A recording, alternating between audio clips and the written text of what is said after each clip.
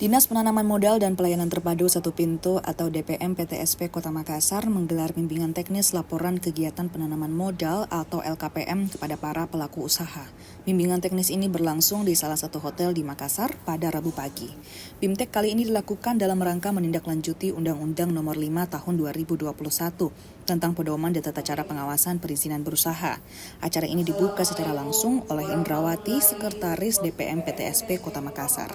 Untuk peserta bimbingan teknis laporan kegiatan penanaman modal atau LKPM terdiri dari pelaku usaha dari berbagai sektor yang berdomisili di Kota Makassar. Sekretaris DPM PTSP Kota Makassar, Indrawati, dalam sambutannya mengatakan kegiatan ini untuk meningkatkan pemahaman pelaku usaha mengenai perizinan berusaha berbasis risiko melalui sistem OSS RBA dan kewajiban menyampaikan laporan kegiatan penanaman modal atau LKPM. Indrawati berharap melalui BIMTEK ini para pelaku usaha benar-benar bisa menggunakan sistem OSS RBA.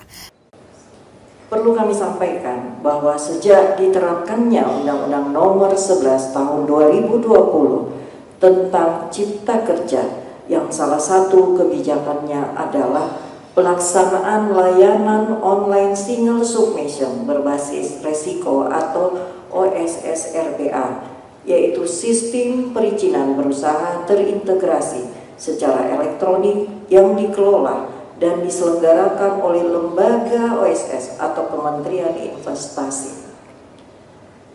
Yang berbagai jenis perizinan berdasarkan risiko telah memunculkan permasalahan-permasalahan yang kompleks dalam sistem perizinan.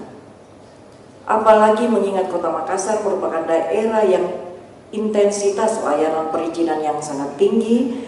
Untuk itu diperlukan sebuah wadah dalam bentuk forum pertemuan yang diharapkan dapat menjadi sarana untuk menyelesaikan permasalahan yang menghambat terlaksananya investasi di Kota Makassar. Hadirin yang kami hormati, oleh karena itu Dinas Penanaman Modal dan PTSP sebagai leading sektor pelayanan investasi yang disupport dengan keberadaan tim